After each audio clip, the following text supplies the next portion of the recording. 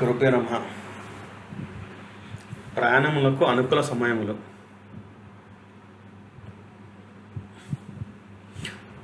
మానవుడు తన నిత్య జీవితంలో ప్రయాణాలు చేయవలసి వస్తుంది. అయితే కాలం కలిసి రాకపోతే తాడే పామే కరుస్తుంది అన్నట్టు ప్రయాణాలు ఎప్పుడు పడితే అప్పుడు ప్రయాణం చేయడం మంచిది కాదు.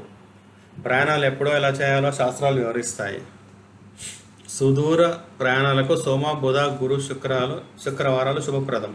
అలాగే విద్య, తదియ, పంచమి, సప్తమి, దశమి, ఏకాదశి, త్రయోదశి ప్రయాణానికి శుభతిథులుగా పరిగణించాలి. ముఖ్యంగా దీర్ఘకాల ప్రయాణాలకు తీర్థయాత్రలు చేయడానికి అనువైన ముహూర్తాలను నిర్ణయించుకొని బయలుదేరడం మంచిది. అలాగే శుక్ర, ఆదివారాలు పశ్చిమ దిశ ప్రయాణం మంచిది కాదు. గురువారం దక్షిణ దిక్కు ప్రయాణం చేయరాదు.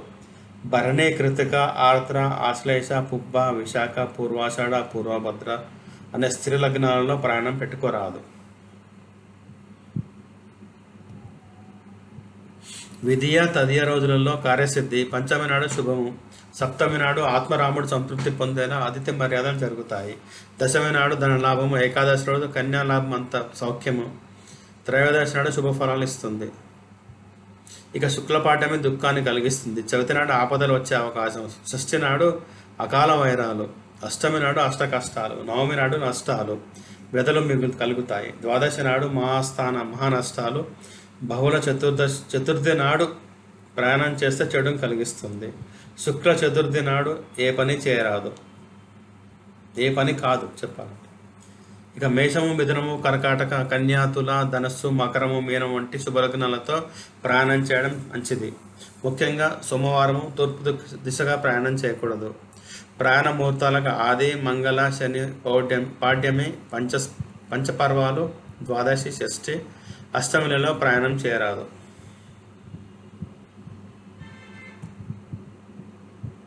అశ్విని, మృగశిర, పునర్వసు, పుష్య, హస్త, అనురాధ, శ్రవణ, ధనిష్ట, రేవతి శుభ నక్షత్రాలుగా పరిగణిస్తారు. అందువల్ల ఈ నక్షత్ర కాలంలో ప్రయాణం ఆరంభించడం మంచిది.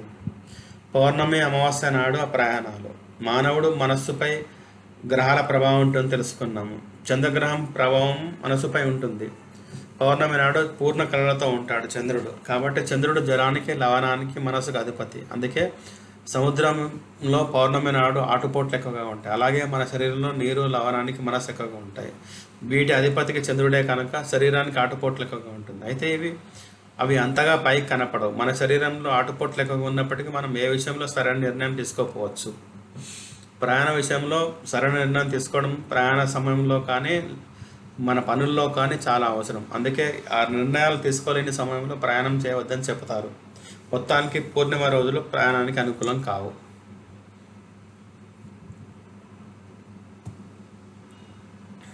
ఇక అమావాస్య నాడు చంద్రుడు కనిపించడు. దాంతో రాత్రిపూట వెలుతురు చాలా తక్కువగా ఉంటుంది. అందుకే అమావాస్య నాడు అర్ధరాత్రి ప్రయాణం చేయకూడదు. వెలుతురు తక్కువగా ఉండడం మూలంగా దారి సరిగ్గా కనిపించకపోవడం ప్రమాదాలు జరగవచ్చు. చీకట్లో ఏదైనా చూసి ఇంకేదో అనుకొని భయపడవచ్చు. చీకట్లో దొంగల భయం కూడా ఉంటుంది. మనం ప్రయాణం చేసే వాహనం ఏ కారణమైన ఆగినా ఇబ్బంది పడవచ్చు. రాత్రిపూట ఇందులో చీకటి రాత్రి అలా ఒంటరిగా ఏమైనా జరిగితే ఇబ్బంది కదా. అందుకే అమావాస్య అర్ధరాత్రి ప్రయాణాలు, అందులోనూ ఒంటరిగా అసలు ప్రయాణం చేయరాదు. మొత్తానికి అమావాస్య నాడు ప్రయాణం చేస్తే ఆపదలు వస్తాయని శాస్త్రం చెప్తుంది. ధన్యవాదాలు.